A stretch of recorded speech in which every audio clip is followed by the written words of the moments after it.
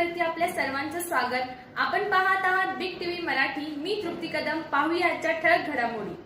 महाराष्ट्र समाधान शिबिर अभियान टप्पा क्रमांक 1 आजचं हे शेवटचं समाधान शिबिर आहे. याची सुरुवात जी आहे ती मार्च महिन्यामध्ये सुरुवात झाली आणि मार्च महिन्यामध्ये 2, एप्रिल महिन्यामध्ये 2 आणि मे महिन्यामध्ये 2 असं प्रत्येक तालुक्यामध्ये प्रत्येक सर्कलमध्ये म्हणजे मंडळ अधिकारी स्तरावरती 1 असं हे शिबिर आयोजित करायचं होतं. आपल्या जिल्ह्यामध्ये याची सुरुवात जी आहे ती मार्च महिन्यामध्ये सुरू झाली आणि आज हे शेवटचं समाधान शिबिर आहे टप्पा क्रमांक 1 मधलं. त्याच्यानंतर परत टप्पा क्रमांक 2 येणार आहे. तर या टप्पा क्रमांक 1च्या शिबिरासाठी आज इथं उपस्थित असलेले आपल्या उपविभागाचे उपविभागीय अधिकारी नसले साहेब, जिल्हाधिकारी कार्यालयातले उपजिल्हाधिकारी यादव, तालुक्याचे तहसीलदार, नायब तहसीलदार, मंडळ अधिकारी, तलाठी, कोतवाल आणि सर्व त्यांची टीम जे आजचं हे शिबिर आयोजित केलेलं आहे या सर्वांचं या ठिकाणी मी पुन्हा एकदा स्वागत करतो. आता तहसीलदार साहेब आणि प्रांत साहेबांनी तर सगळ्या योजना आपल्याला सांगितलेल्या आहेत.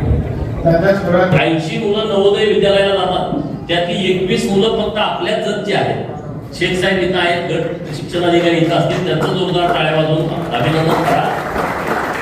तर आता क्रीडासाठीची बैठक उद्या म्हणजे तहसीलदार साहेबांच्या माध्यमातून लावलेली आहे उद्या, आणि आपण एक 50 कोटी रुपयाचा म्हणजे करताना आपण 78 कोटीचा आराखडा करतोय, परंतु विश्वासानं सांगतो की 50 कोटी रुपये जर त्यातून आम्ही मंजूर करून आणतोयच.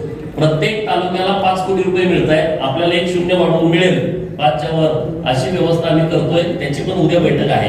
आता आवाहन होते, पण आता तुम्ही प्रमुख सगळी लोक आहात, त्यामुळं तुमच्या समोर सांगणं महत्वाचं आहे. आपल्याकडे जागा कमी आहेत शहरामध्ये, तरी सुद्धा प्रांत साहेब, तहसीलदार साहेब, आपले नगर परिषदेचे सीओ, बीडीओ साहेब यांनी खूप मेहनत घेतलेली आहे. जिल्हा परिषदेच्या जागा शहरामध्ये जास्त आहेत, नगर परिषदेला जागा नाही, त्यामुळे आपल्याला काही अडचणी तयार होत आहेत. तर त्या अडचणी सोडवण्याच्या दृष्टिकोनातून आम्ही परत एकदा एक बैठक लावतोय आणि त्या सगळ्या गोष्टीतून आम्ही नक्की मार्ग काढू एवढंच या निमित्तानं बोलतो.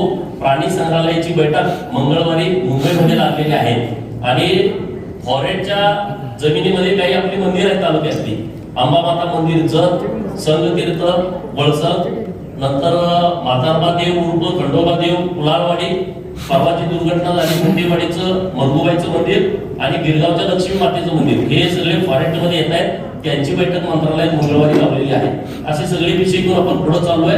आज तुम्हाला वैयक्तिक तुमची जी कामं आहेत ती सगळी कामं करण्याच्या दृष्टिकोनातून आज सगळे अधिकारी इथे उपस्थित आहेत. खांडेकर साहेब आवर्जून सांगलीहून इथं आलेले आहेत आणि त्यांच्यासोबत यादव साहेब आले. तर आपले अधिकारी तर खूप चांगल्या पद्धतीने काम करतायत. आपण सगळ्यांनी सहकार्य करावं, शांततेत हे शिबिर पार पाडावं अशी तुम्हाला सगळ्यांना विनंती करतो आणि थांबतो. जय हिंद, जय भारत. आता उपस्थित असले, परंतु पुढील नियोजित कार्यक्रम असल्यामुळे त्यांना लवकर जावं लागलेले आपल्या जत तालुक्याचे लोकप्रिय विद्यमान आमदार माननीय श्री गोपीचंद पडळकर साहेब आपल्या कार्यक्रमासाठी खास सांगलीवरून जत आलेले आदरणीय अपर जिल्हाधिकारी खांडेकर सर, तसेच भूसंपादन उपजिल्हाधिकारी यादव सर, आमचे मार्गदर्शक, तसेच आपल्या जतचे प्रांताधिकारी श्री अजयकुमार नष्टे सर.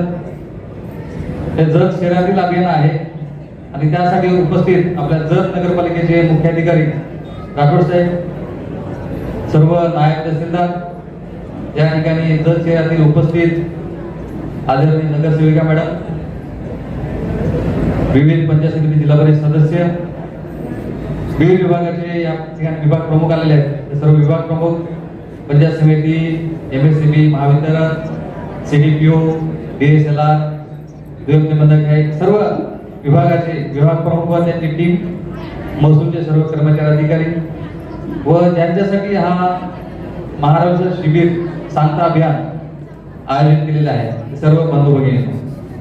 आपण मागच्या 2 महिन्यापासून माननीय मुख्यमंत्री व माननीय महसूल मंत्री यांच्या आदेशान्वये व त्यांच्या मार्गदर्शनाखाली छत्रपती शिवाजी महाराज समाधान शिबिर वेगवेगळ्या मंडळात राबवत आहोत. आपण डफळापूर येथे पहिले छत्रपती शिवाजी महाराज शिबिर सुरू केलं होतं, त्या ठिकाणी चांगला प्रतिसाद मिळाला. बाकी इतर ठिकाणी पण अतिशय उत्स्फूर्त प्रतिसाद मिळालेला आहे आणि नागरिकांच्या बऱ्याच अडचणी त्याच ठिकाणी आपण सोडवायचा प्रयत्न केलेला आहे. आपण काही अर्ज घेऊन ते जे डॉक्युमेंट व्यवस्थित आहेत ते पण त्या वेळेस ठिकाणी करण्याचा प्रयत्न केलेला आहे.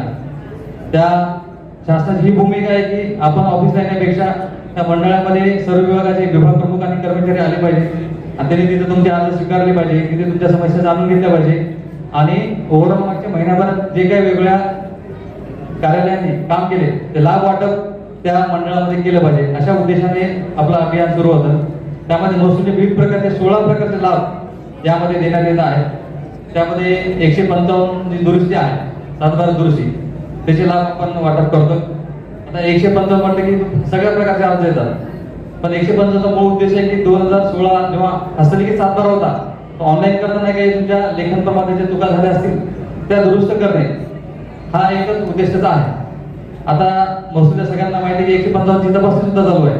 म्हणजे चुकून एखादा 155 नावाखाली अर्ज घेतला, त्याची दुरुस्ती केली, म्हणजे 2016 नाव होतं, 20 पर्यंत नाव होतं, 21 ला अचानक उडाला, तरी पण तो 155 मध्ये अर्ज करला तर तो चुकीचा आहे. त्यामध्ये तो फेरफार झालेला आहे, त्या फेरफारावर मान्य प्रांताकडे अपील करावा लागेल. त्यामुळे 155 दुरुस्ती येते, आपण ते पण लाभ वाटप करतोय. माझी सर्वांना विनंती आहे की ओव्हरऑल आपण दरवर्षी आपला 712 ऑनलाईन प्रिंट काढून ठेवला पाहिजे. आपल्या जमिनीचा रेकॉर्ड आपण काढून ठेवला पाहिजे. आपण काय करतो, जमीन घेतो, आपण कसतो, 2, 4, 5 वर्षानंतर जेव्हा आपल्याला 712 लागतोय का त्या कापासाठी, तेव्हा आपण ऑनलाईन 712 काढतो, तेव्हा आपल्या नावावर जमीन नसते, तेव्हा आपण पळापळ करतो, जमीन कुठे गेली, रेकॉर्ड शोधणे, तहसीलदार अर्ज करणे, तलाठ्याला भेटणे. तर आपण एक तारीख ठरवा, दरवर्षी समजा 1 मे ला आपला 712 प्रिंट करायचा, फाईल लावून ठेवायचा, म्हणजे आपला रेकॉर्ड व्यवस्थित राहील आणि कुठल्याही प्रकारे काही त्याच्यामध्ये चूक झाली असेल तर आपल्याला तात्काळ आपल्या प्रशासनाला जाणून घेता येईल.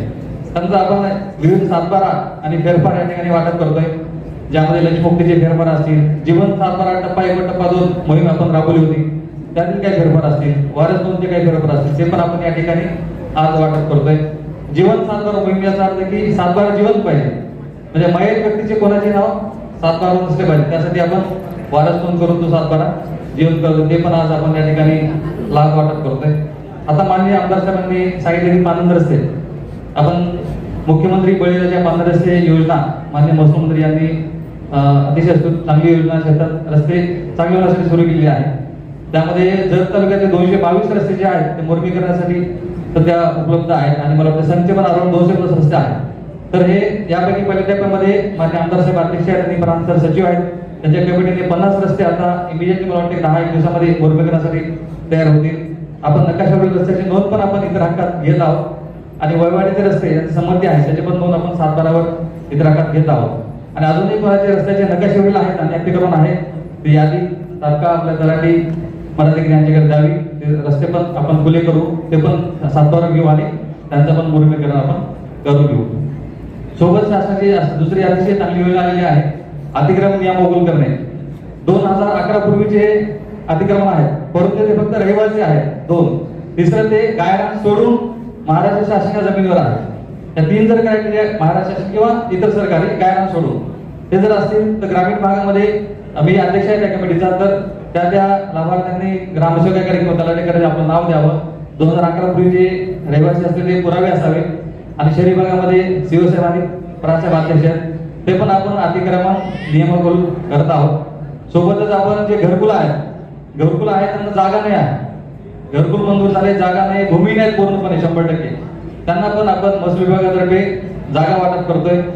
घरकुलला आपण वाळू सुद्धा वाटप करतोय.